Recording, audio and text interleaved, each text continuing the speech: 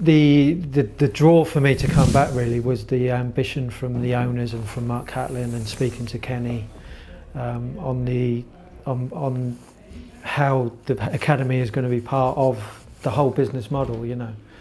So long term, I think there's some real exciting times ahead, and the academy is going to be a big part of that. Obviously, it's important that we re-establish the infrastructures, get the staffing levels to an appropriate level, and the programs that we're delivering. I think it's fair to say the large bulk of my role, which Kenny keeps reminding me of as well, is the recruitment side.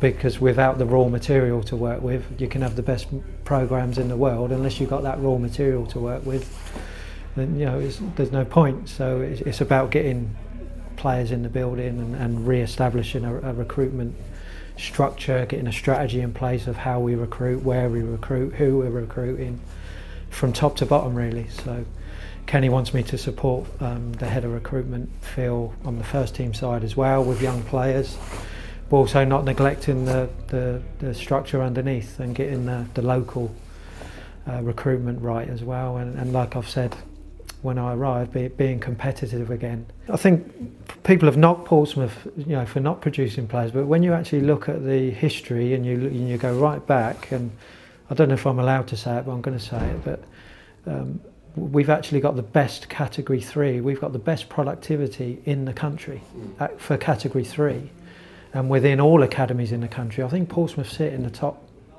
20, 15, 20 across the whole country. So the academy has historically produced players. Probably maybe what we haven't done as well as maybe we should have in the past is them boys being a prominent feature in our team. Like your Matt Ritchies have moved on and progressed elsewhere, that we need to maybe ensure that they're doing that here first before moving on. Yeah.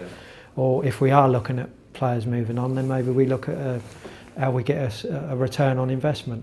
So rather than letting kids move or releasing them and then they're picked up by other clubs, and then like Matt was sold for what, £5 million? You know, maybe we could work a little bit smarter, and maybe if those players aren't going to feature in Kenny's squad, could we then look at return on investment and get some money back on them, you know? Yeah.